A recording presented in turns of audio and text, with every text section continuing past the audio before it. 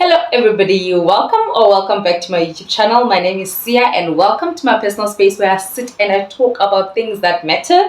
It's been a while, it's been a minute. I really have no excuses, but I haven't been feeling my best and feeling myself lately. So for me, I don't think it's a good idea for me to come here and talk about the type of things that I talk about when I'm not at my best, when I'm not feeling like I am my best, but it's not something that I want to get into on today's video. I am back here to talk because the internet has been messy, child.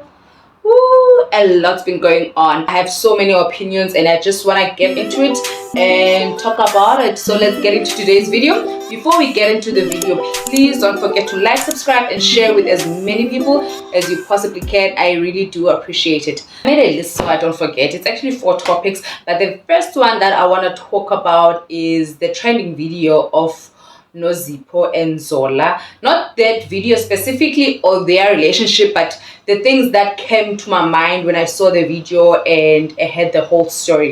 Not the whole story, or heard the story rather.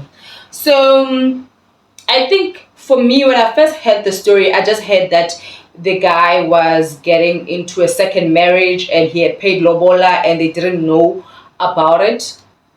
They only saw it on social media. So for me, it was like just one of those things because I don't know who they are and I've never watched their reality TV show, so I didn't really know who they were. And honestly, it's just like one of those things that happen in South Africa. Actually, in the whole world, like it happens all the time that a man leaves his wife and children and go marry another one or runs off with a side chick, whatever. So it wasn't really a unique story for me to pick my interest. It only started picking my interest when I saw the video that was supposedly leaked. It doesn't make sense to me how these videos and music and stuff get leaked. I never believe it. I never believed that they are leaked. Anyway, I digress. When I saw the video, then it sparked my attention. I don't think there's any normal person, especially for a woman, to watch the video and not feel some type of way or not revoke some type of emotion and sympathy for the family and the children. But for me, again, I feel like I've been so desensitized to this type of topics because this is something that happens all the time. This is literally something that happens every other day. So for me, the only sad part was hearing the sadness in those children's voices. And obviously my sympathy goes to the wife, but hopefully she is a strong woman and she is able to take care of herself and her kids, and obviously he needs to do his part. But I don't really want to talk about their relationship. Like I said, I don't know them like that. Like the other people also don't know them like that, but people do watch them and have an idea of type of a family that they were or they are. So for me, I really don't want to talk that much on them family, but I want to talk more on the situation as a general situation that happens all the time. So last year, a few months ago, here on my YouTube, I spoke about decentering men, and it's one of these topics that for me, I feel like it's always important for women to decenter men.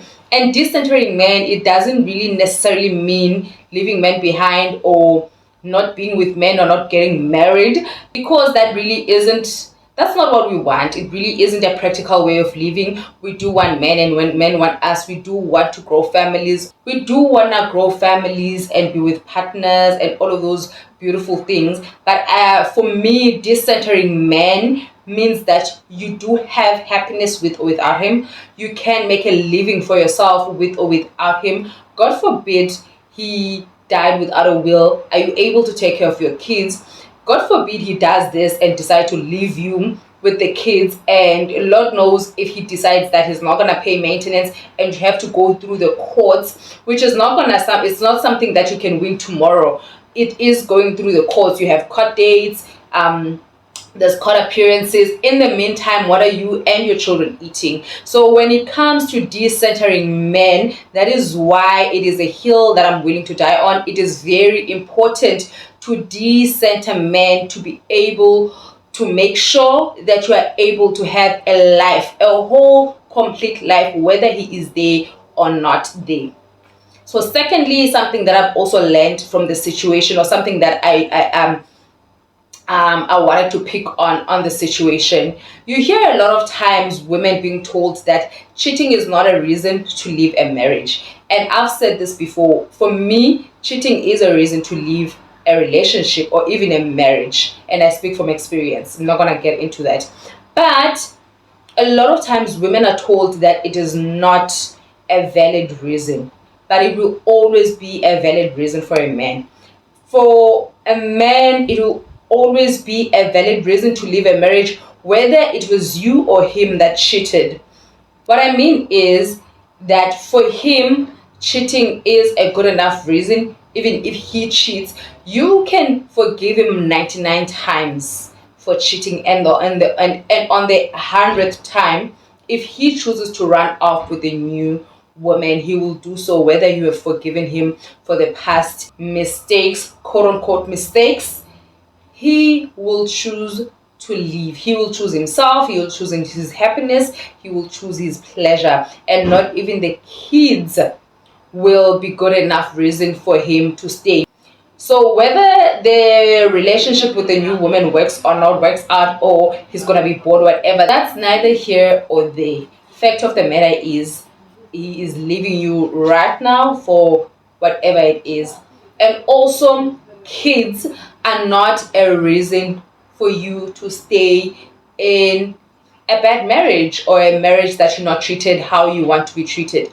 Because again, for most of the times, a lot of times men do not stay in a relationship because of kids. When they choose to leave, it does not matter whether you have kids or not have kids. He will not think about those kids when he thinks about what he wants to do. Like again, referencing the video, the kids were begging him to stay. The wife was not begging him to stay. The wife was just saying that, I can't be able to give you the car. I need to take the kids to school with the car. Again, he doesn't care whether you're going to take the kids to school with the car or not. Like, you can make a plan, but I need a car, so I need to go. So you must make a plan for yourself. So now, again, it shows that no regard for the kids. No regard for the kids also when he chooses, when the kids want to talk to him, and he really just doesn't care. He doesn't care. And we can talk about how they put a love potion on him or whatever. Honestly, I don't entertain such conversations, because had it been a woman deciding to leave, she would have been called all sorts of names. She would have been called a gold digger. She would have been probably leaving for him for a better man who's better financially equipped. She would have been called a whore. She would have been called a horrible mother. But if it's a man, it's because a woman is forcing him to do it, or it's a woman that is putting a spell on him to make him not think clearly. When are you gonna allow men to take accountability for their own actions without blaming the other woman? And I'm not saying she's innocent, but at the end of the day, he is the married one with kids. He's the one who's leaving the kids. And I can promise you right now, had it not been that other woman, it would have been another one, or another one, or another one, or another one. So you can blame all the women in the world, but if he chooses to do what he wants to do, he will do whatever it is that he wants to do. So for me, watching this whole thing unfold and just watching how it just for me was putting a stamp on the importance of decentering men in your life. And don't let people tell you what is good enough or not good enough reason for you to leave a marriage. Now, looking at the situation again, obviously he must have been probably sneaking around with this woman behind his wife's back. So you're gonna stay and forgive him for cheating, but it's still gonna be the same cheating that's gonna make him leave.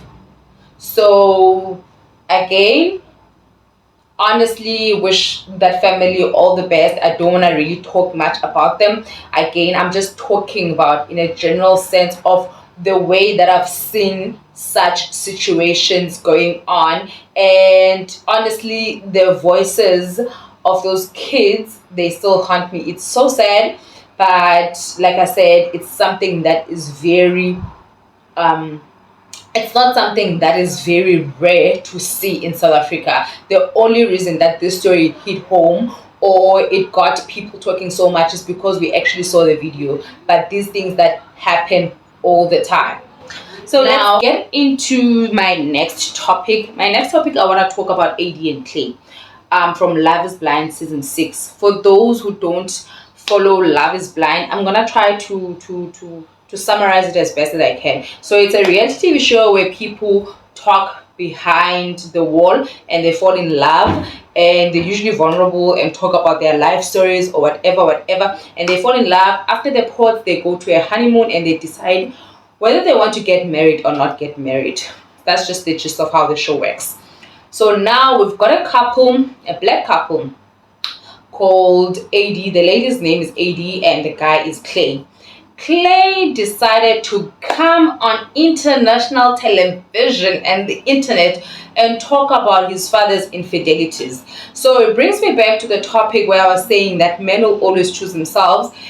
Doesn't matter whether you have kids or not, they will disregard the kids. This is exactly what Clay's father did, because according to Clay, Clay's father would take Clay with him to his cheating endeavors.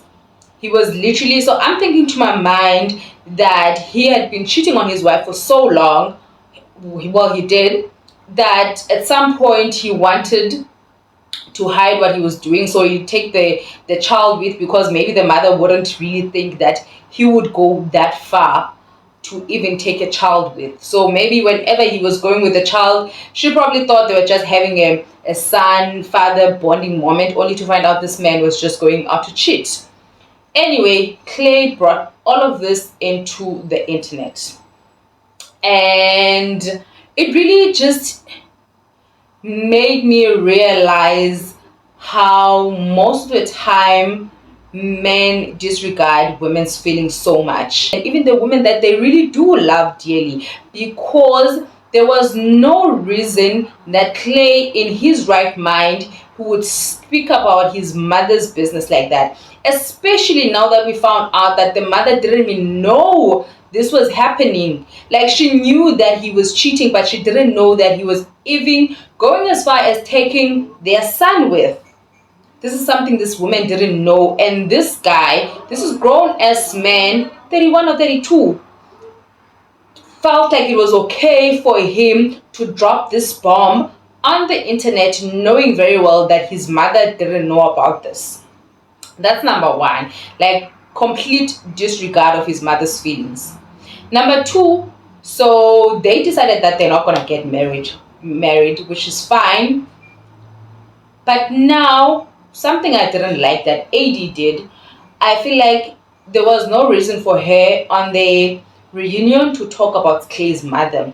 Yes, it was Clay who brought up his mother on the internet, but I feel like she should have just listened to him or whatever it is that they were doing, but it was not her place to talk about Clay's mother on some I don't want to be like her respectfully. That was very disrespectful. Saying respectfully doesn't make it any less disrespectful, but it was disrespectful.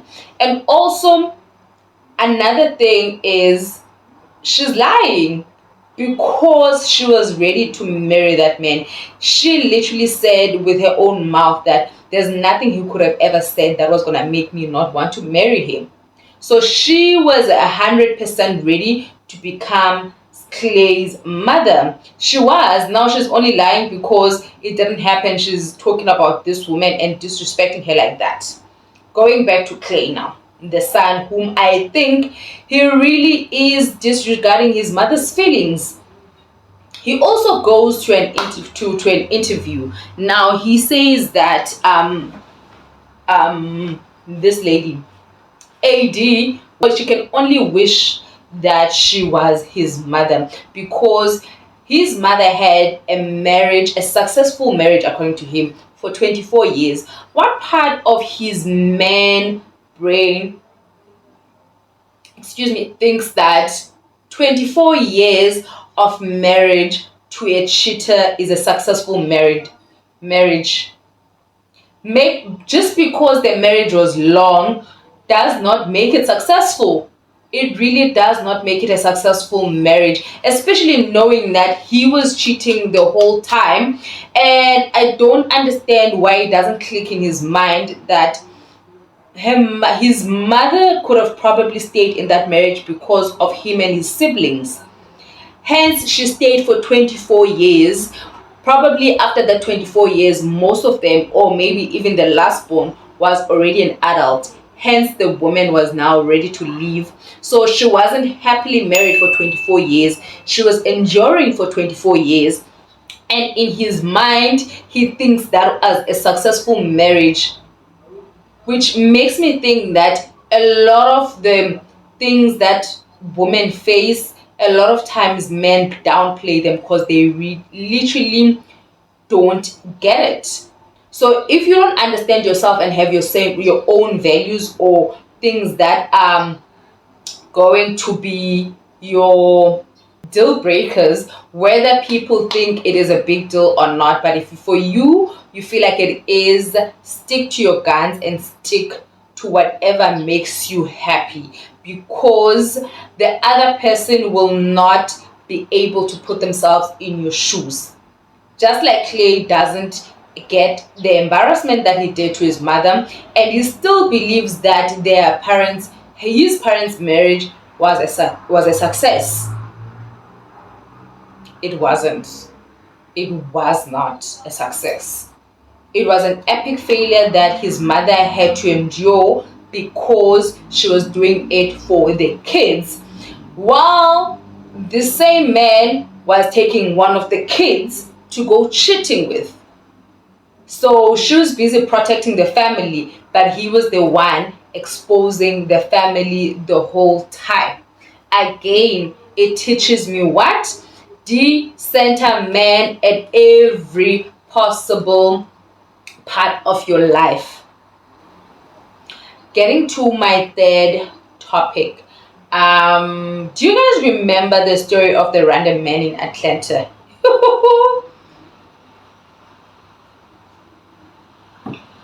Not Morgan, going back to the random man in Atlanta.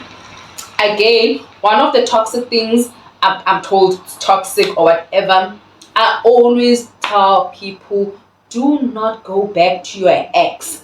Most of the time, if a man begs to come back to your life, it's because he wants to finish you off, or because his pride does not allow him to watch you thrive and do your best without him.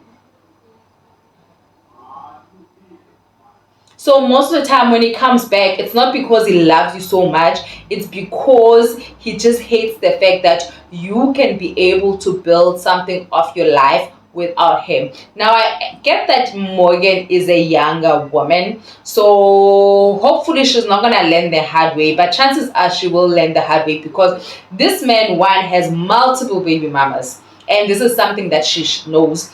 And also, how was it exposed that they've been together the whole time while Morgan was on the internet talking about her life or whatever and pretending not to be with him anymore? He was the one who came and exposed the whole thing. He wants to be the center of the attention that Megan or Morgan is getting from everything. Because if you remember, even the first time when this girl was talking about a random man in Atlanta, he exposed himself. And this is something that a lot of young women don't get, and this is something I also didn't get, so I don't judge them. A lot of time, the greatness comes from you, and a lot of these men are parasites. It's the same thing that Leroy was doing with Mihlali. A lot of times we thought that Mihlali was dating him because he was rich or whatever, but the whole time he was dating her because he wanted all of that attention that she commands by just being in existence. A lot of times that happens. Morgan was able to garner the support of so many women across the world, and that men could not just sit there and watch her revel in her own weird I don't know, somewhat success. He comes back because he just cannot fathom the thought that she is so amazing, and her magnetism is what keeps him coming back, and not because of some great love story that they share together, but because he's there to be a parasite and feed off of her success and her greatness and everything that she's able to build. Without him, he wants to reap the benefits of those things. So a lot of times, if you see a man wanting to come back to your life, it's not always because you are such a great person he can't live without, but he's such a great person he wouldn't miss the opportunity to also benefit from your greatness. Oh, and my fourth topic, I think the child free bag has bitten South African women, and I couldn't be more prouder of them. And as a mother, I know how difficult it is to be a mother. The financial implications of becoming a mother, time constraints, a lot of things go into being a mother. And as grateful as feeling blessed as we are to be mothers, it's not always easy. So for me, it's also one of the things that I always advise women younger than me: wait to have a kid as long as you possibly can. Most of the time when women are choosing to put child free, does not necessarily mean they don't ever want to have kids, and even then it's okay if you choose not to ever have kids. But most of the time they want to first live their lives, enjoy their lives, and make sure they're in a financial good state to become parents, because it's also very important. As much as it takes two to make a kid, as a woman, as someone that it usually falls on you to stay with the child when the father decides to bail, you have to be in a position when you are able to take care of the child whether the father is there or not there. So if you wait until you are in a good financial position, it is something that I can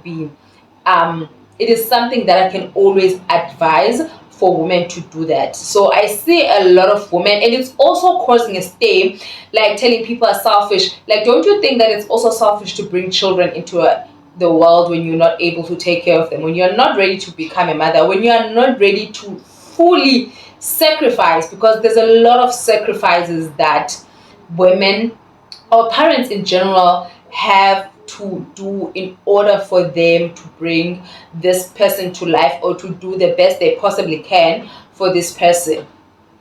So it really isn't selfish for you to say, I'm not in a good space, I'm not ready to do this.